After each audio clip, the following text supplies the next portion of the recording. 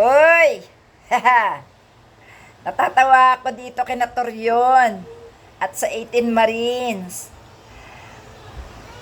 Ano, asar na asar kayo, natawag kayong kargador, ano? Pinipilit nyo talaga sirain si Senator Tulfo, no? Bakit? Kasi mataas ang ratings. Nauungusan si Sara Duterte. Kayo, kung mamamato kayo ng mangga, pumunta kayo sa manggahan. Huwag nyong batuhin yung taong alam nyong gagapi sa inyong amo. Kaya nga, dinamay nyo yan sa maleta ng pere. Lahat ng mabibigat na kalaban ni Sara Duterte, binabanatan nyo. Kayo na. Gagalit kayo pag tinawag kayong kargador? Bakit talaga namang kargador kayo Kargador kayo ng kasinungalingan, kargador kayo ng kayabangan, kargador kayo ng kademonyuhan, kargador kayo ng maleta ng pera, no?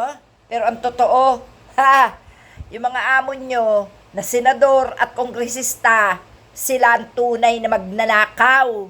Sila ang tunay na may mga maleta. Kahit sino pwedeng bumili ng maleta at sabihin nagdala ng pera sa mga senador na tinutukoy nyo. Ang pagkatatangan nyo rin naman, kahit bata, naiintindihan yung katarantaduhan nyo,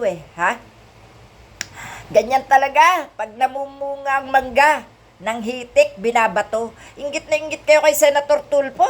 Malamang nga, isa dyan sa mga 18 Marines ninyong sinungaling. Baka isa dyan ang asawa na ireklamo pa yan sa kay Tulfo Isa siguro dyan na ireklamo kay Tulfo. Kaya galit na galit kay Senator Tulfo. No? Tagal-tagal na ng mga picture na pinapakita nyo. Kundangan ba naman kayo mga tanga? Hindi kami mga tanga. Dahil kami nakatutok sa programa ni Senator Tulfo, alam namin yung mga pinapakita nyong larawan. Ano naman ngayon kung mambabae siya? Nanggaling ba sa inyo ang ipinambabae niya? Huwag niyo sabihin galing sa pera ng bayan, mga tanga. Wala pa si Senator Tulfo sa Senado. Tulfo na yan. Tulfo na yan. Mga hype na to, wala pa si Duterte sa pagka-presidente noong 2016, Tulfo na yan Mayaman pa sa inyo yan Mga gago. Ako, hindi ako inutusan o hindi ako binayaran para pagtanggol ko yung mga senador na inyong tinatarantado. Nakakabwisit lang makita kayo sa social media na yung inyong mga kasinungalingan, ipinagmamalaki nyo pa. Mga demonyo to. Hayop. No? Wala na kayong ginawa kundi guluhin ang bansa. Utang ina nyo. Hayop kayo, no? Naturingan kayong mga